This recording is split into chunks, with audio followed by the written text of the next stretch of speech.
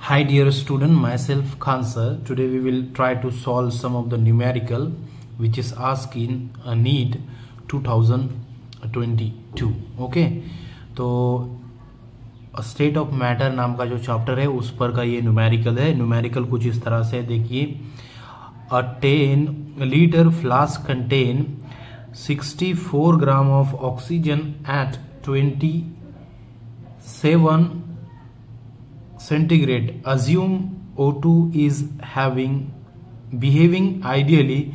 The pressure inside the flask is. ठीक है, आपको इसमें प्रेशर निकालना है।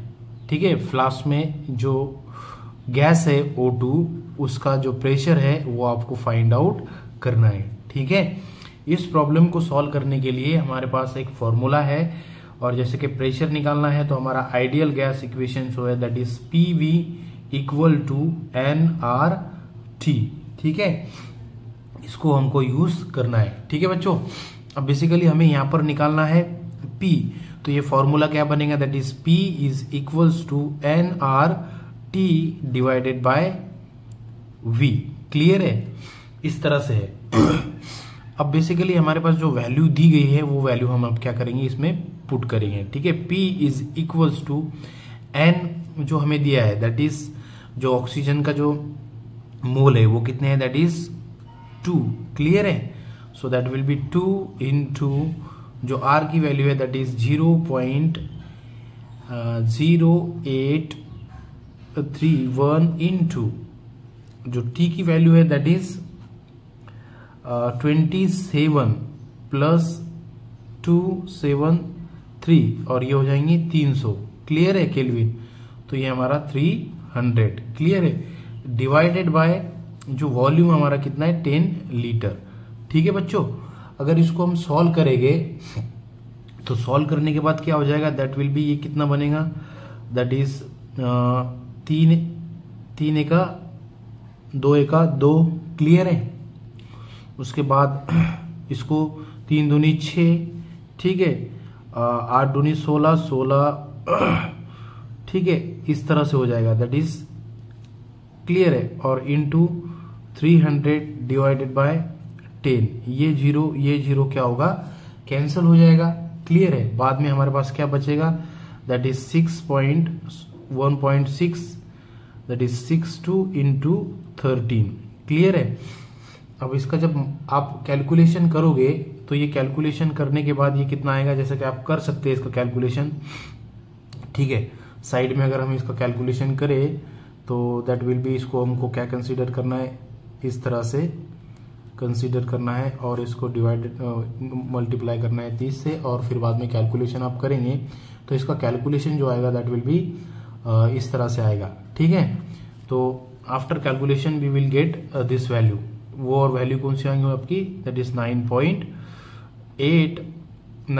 4.8960। ठीक है, तो हमें इसको अगर राउंड अप करेंगे हम तो दैट विल बी इतना हो जाएगा हमारा। ठीक है, तो हमारा जो प्रेशर है वो कितना आया, दैट इज 4.9, और 4.9 का हमें यहाँ पर एक ऑप्शन है that is option number C। Clear है, सो इस तरह से ये प्रॉब्लम को हमने सॉल्व करने की कोशिश की है। अब दूसरे प्रॉब्लम की तरफ हम बढ़ेंगे।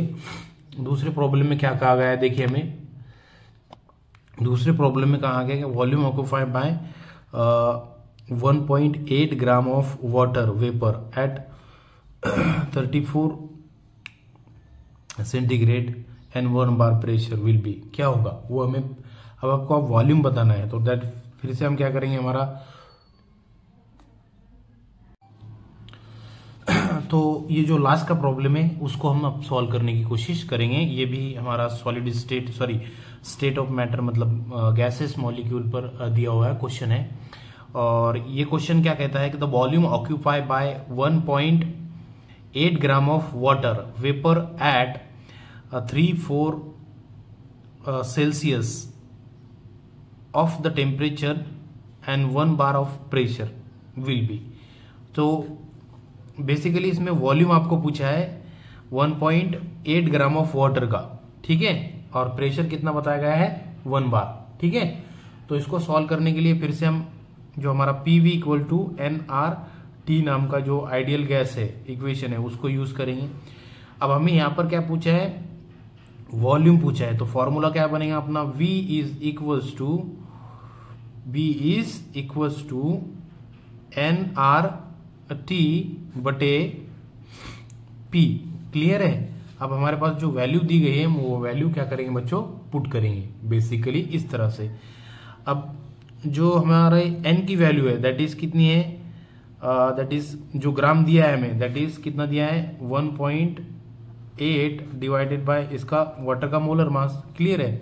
इनटू क्या हो जाएगा हमारा 0.083 जो गैस का हमें R की वैल्यू है। क्लियर है। इनटू अब बेसिकली जो हमारा टेम्परेचर होगा वो कितना हो जाएगा, दैट विल बी 647 केल्विन। ठीक है। डिवाइडेड बाय जो हमारा प्रेशर कितना था 1 बार। क्लियर है। अब इसको हम थोड़ा सॉल्व करेंगे तो ये कितना हो जाएगा 1 हो जाएगा। क्लियर है।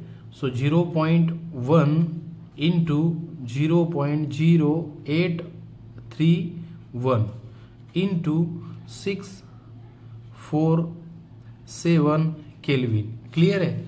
अब इसको फिर से हम अगर सॉल्व करेंगे इन दोनों को तो ये कितने हो जाएगा, दैट विल बी 0.00831 इंटू 647। ठीक है। अगर आप इसका मल्टीप्लाई करेंगे क्योंकि ये 1 है डिवाइड में तो उसका कोई मीनिंग नहीं रहा, तो हमारा रियल आंसर जो आएगा वो क्या आएगा, मल्टीप्लिकेशन में आएगा। तो हम इसको मल्टीप्लाई करेंगे तो हम इसको कंसीडर करेंगे 83। ठीक है। 647 डिवाइड बाय मल्टीप्लाई 83। क्लियर है। तो हम इसको अब सॉल्व करना शुरू करेंगे। सर ये 7 त्रिक 21, 21 के 2 21 का 1 हद क्या है 2। क्लियर है। फिर बाद में 4 त्रिक 12, 12 और 2 14, 14 के 4 हद का है 1। आफ्टर दैट साइन त्रिक 18, 18 और 1 19। क्लियर है।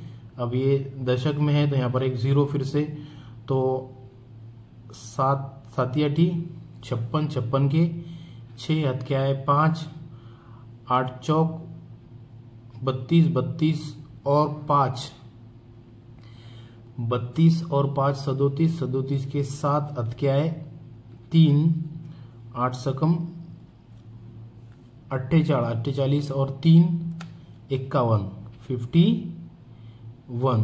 क्लियर है। तो आपको पता होगा यहाँ पर 4 0 के बाद 0 था तो हम क्या करेंगे 1 2 3 और यहाँ पर हमारा दैट इज। ठीक है। तो 5.1 नियर अबाउट हमारा आंसर आ रहा है यहाँ पर, दैट इज 5.1। तो 5.1 के नजदीक यहाँ पर कोई आंसर दिख रहा है क्या आपको? यस, यहाँ पर है 5.3। तो यही हमारा क्या है, नियर अबाउट आंसर है। क्लियर है। सो आई होप आपको ये समझ में आया होगा। ठीक है। जस्ट आपको सिंपल कैलकुलेशन करना है। कैलकुलेशन थोड़ा आपको प्रैक्टिस करके ही आएंगे, वैसे वो आने वाले नहीं है। ठीक है। आई होप आपकी ये समझ में आया होगा।